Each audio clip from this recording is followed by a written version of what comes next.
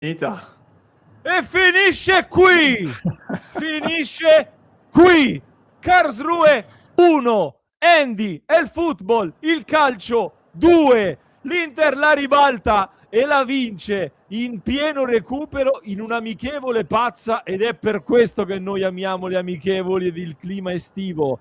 In una partita in cui dicevamo, Simo, che il migliore in campo sarebbe stato probabilmente il loro portiere, perché aveva fatto fin qua varie parate molto importanti, molto buone. Dicevamo che l'Inter meritava anche di prendersi il pareggio, ma Andy al football, Simo, ha questa arroganza calcistica che non ci sta, e quindi questa pazza idea di Kivu così pazza non è, perché prima un gran tiro da fuori e poi di giustezza col mancino a giro ribalta la rete del vantaggio di Civeia. Aveva creato già i primi malumori in chat in questa amichevole, che comunque è stata molto divertente e molto interessante, perché non è stata l'amichevole quella tipicamente estiva di poco ritmo e di poca intensità. Loro ci credevano tanto, loro l'hanno giocata davvero questa partita, perché tra 2 settimane iniziano il campionato, stadio tutto esaurito, grande entusiasmo, anche all'87esimo si scambiavano i pizzini, i foglietti per le indicazioni su come gestire questo vantaggio che avevano ottenuto su un errore del nostro difensore Maillet. E poi invece l'Inter la ribalta, Simo, e si porta a casa questa vittoria che ci ha fatto divertire, dai. Sì, la cosa bella, come hai detto, è che tutta la partita è stata abbastanza divertente. È stato un peccato perché davvero non avremmo mai meritato di perdere dopo tutte le parate che ha fatto il loro portiere che si è reso protagonista. Quindi dal 91esimo in poi Diouf ha detto dai su, si è tirato su le maniche dalla camicia e ha detto oppure come quando giochi alla Play che sei così, si è piegato in avanti con il joystick e ha deciso la vado a vincere da solo.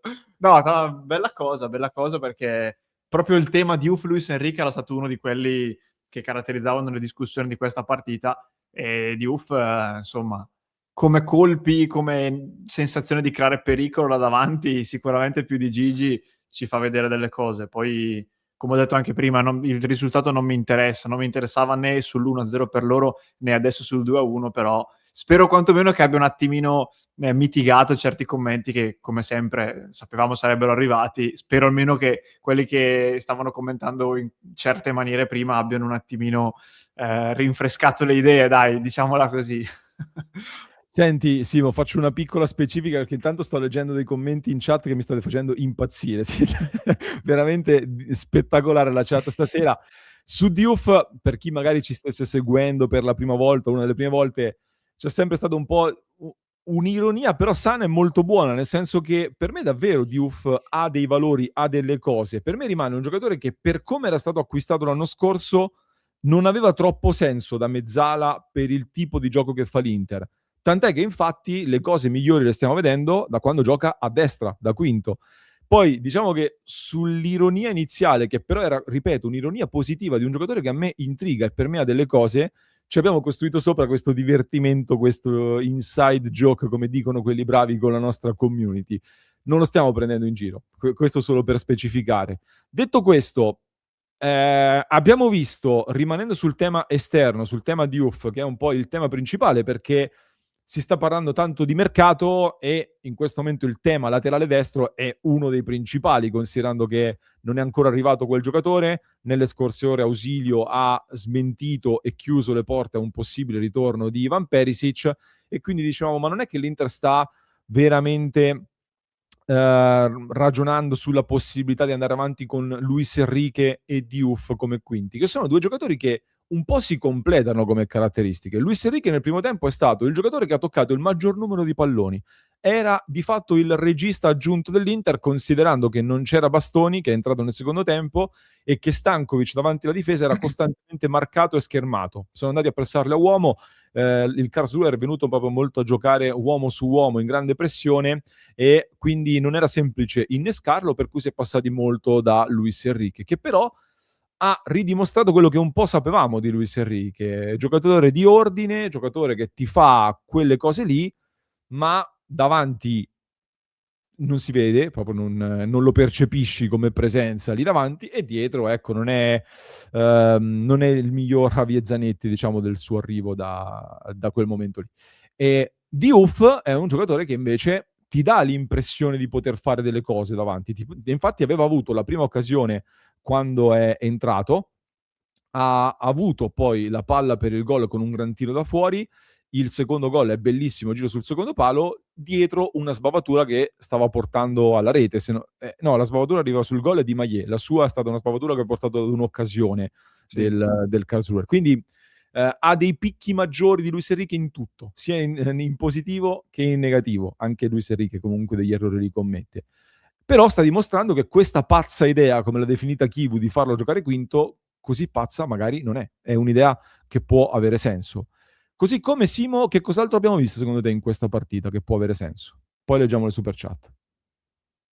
Ma nel primo tempo in particolare mi è piaciuto molto Bovio come stile, un giocatore che ha dimostrato una certa pulizia anche nell'andare a cercare degli interventi in anticipo, in rottura della linea, ironizzando, ma fino a un certo punto dicevamo questo è quello che dovrebbe fare se dovesse Esatto. arrivare Romero, che aveva quelle caratteristiche lì. È un po', diciamo che Bovio è sembrato voler mettere in campo l'indicazione immaginata per Romero, poi è stato pure ammonito per un fallo un po' così, però fino a quel momento ha fatto una buona partita, esattamente come Marello, che anche lui ha interpretato bene il ruolo, ha messo un paio di cross interessanti, il giocatore anche lui da seguire. E secondo me Pio Esposito e Idrissu hanno fatto un po' fatica a giocare di coppia, a trovarsi con i movimenti, perché chiaramente non è che giocano così spesso insieme. Il paradosso forse è che averli alternati sarebbe stato meglio per agevolare un secondo tempo in cui invece i tanti cross arrivati in area faticavano a trovare qualcuno che potesse colpire di testa, mentre avere uno dei due in campo nella ripresa magari avrebbe aiutato. Invece sono stati due coppie d'attaccanti un po' squilibrate, se vogliamo. E poi mi ha intrigato molto questa idea di Kivu a un certo punto di abbassare a Kinsammiro dietro per aumentare il peso, tra virgolette, offensivo con un uomo in più, anche perché Kinsammiro non mi pare abbia mai fatto quel ruolo lì e si è anche un po' visto effettivamente. E Ma per te quindi quella è stata una bocciatura per Maillet che aveva sbagliato sul gol? Oppure una scelta per recuperare?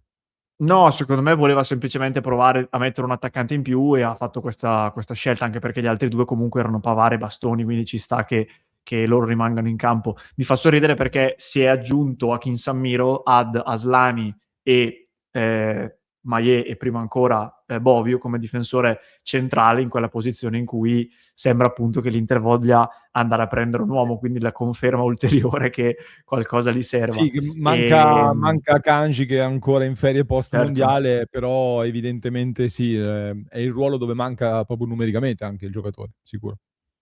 Sì, sì, queste scelte davano quella sensazione lì, e e niente questo. Poi il fatto che comunque si sia andati fino all'ultimo a provare a recuperarla, per quanto sia un amichevole, è un atteggiamento che personalmente mi gratifica, mi piace, rispetto a vedere una squadra che sbraga completamente. Se fosse finita 1-0, ripeto, non sarebbe cambiato nulla nella mia idea, però questo è un plus che vado a mettere lì e che comunque fa piacere.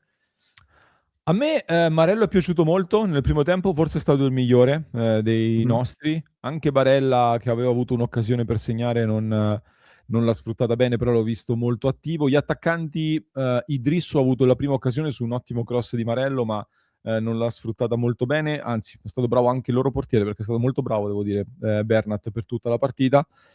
Loro hanno gestito la gara proprio in maniera diversa, ripeto, il 7-8 agosto iniziano il campionato, noi iniziamo 2 settimane dopo e loro hanno già giocato altre amichevoli, una l'hanno vinta 27-0 con una squadra di dilettanti, quindi chiaramente sono più avanti a livello fisico, poi il livello di una squadra di Serie B tedesca comunque alla fine viene fuori l'Inter superiore in qualche modo. Ha avuto un'occasione anche Pavard, che nel secondo tempo è entrato di testa, si è fatto trovare pronto, l'ho visto con un atteggiamento positivo rispetto invece ad un Frattesi che sembra oggettivamente totalmente fuori proprio da qualsiasi tipo di ragionamento dell'Inter. Pavard invece mi è sembrato provarci un pochino di più. Akin Samiro mi ha fatto vedere comunque una per me è un giocatore di livello. Non so se è un giocatore di livello Inter, ma è un giocatore di livello, per cui teniamolo d'occhio anche a livello di mercato. Per questo motivo Topalovic ha un bel tocco del pallone, altro calciatore che si può valorizzare. Cos'altro c'è da segnalare Simo? Ma direi No. questi. I giovani, ho visto qualche commento, questi sono i giovani che vogliamo mettere in Serie A. A parte che non è che devono giocare titolari, e poi giudicarli dopo 20 minuti mi sembra abbastanza così, poco utile. Comunque ci hanno messo impegno in attacco, poi come dicevo prima nel secondo tempo con quella coppia lì non era facile, anche perché tra l'altro il Karlsruhe fino praticamente a fine partita andava a venirci a prendere anche molto alti, quindi Sì. giocava di intensità. Poi quando riuscivamo a superare la metà campo si rintanavano dietro, però era una squadra che difendeva con aggressività. Quindi non darei, diciamo, giudizi definitivi da questo punto di vista. No, no, per me le cose più interessanti sono queste, cioè intanto è l'amichevole in cui Diouf brilla e ci ricorderemo di questo giorno d'estate con la doppietta di Diouf, staremo qui a parlarne tra qualche mese, e poi delle indicazioni di mercato, ragionamenti sull'esterno e in difesa, dopo che nell'altra amichevole hai schierato anche Aslani centrale, oggi ci schieri 2 ragazzi e poi addirittura Kinsammiro, è evidente che stai facendo dei ragionamenti lì, in senso di mercato, che qualcosa lì serve. Queste sono secondo me le indicazioni più importanti di questa amichevole, che ci ha portato anche delle super chat che andiamo a leggere con il nostro Giovanni, che ci scrive dopo 12 mesi di supporto. Abbiamo il Pibe de Diouf, Stefano, io farei una chiamata al Chelsea, dici, per proporre Diouf. No, adesso ce lo teniamo, l'abbiamo valorizzato tanto.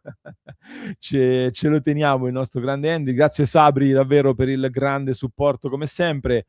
Jerry, il nostro mitico Jerry Albe, grazie mille davvero per il grande supporto. E Andrea D'Agostino, non arriva nessun quinto. Chi è il titolare per te, Simo? Dipende dall'avversario, perché alla fine, come dicevamo prima, allora Diouf è un giocatore che è come una macchina che ha solo la prima e la quinta marcia e alterna queste due. Luis Enrique ha solo la terza, qualche volta qualche fiammata di quarta, però capite, cioè è proprio questo, quindi io penso che in questo momento, non so come possono crescere in questa stagione, in questo momento nella partita importante credo che si affidi ancora all'equilibrio di Luis Enrique. In partite contro avversari un po' più deboli e soprattutto negli ultimi 15-20 minuti delle partite che devi recuperare, Diouf è proprio la scelta perfetta, ed è anche per questo che io dicevo l'eventuale ipotesi Perisic sarebbe giusta, perché Perisic è proprio quel tipo di giocatore che ti può garantire quelle 15 partite almeno dal primo minuto all'anno, dove serve esperienza mista a capacità di giocare a certi livelli, e nelle altre, quando giochi contro le medio-piccole italiane, se anche parti con questi due titolari, non è per forza, diciamo, un dramma. Sarebbe meglio avere un quinto effettivo, un Dumfries, per tornare a lui, però se fai l'investimento da un'altra parte, lì devi ragionare in maniera diversa. Era solo per questo che io in queste settimane ne parlavo. Diouf ormai ha aperto il carro e sono tutti sul carro di Diouf totalmente. Da oggi, quindi questa amichevole cambia anche le discussioni sul mercato e su questo calciatore. Fateci sapere che ne pensate anche voi, dateci le vostre opinioni qui sotto nei commenti, mi raccomando, iscrizione al canale, vi aspettiamo nel club di Passione Inter, www.passioneinter.club, per supportare il nostro progetto e per seguire con noi tutte le partite dell'Inter, mi raccomando.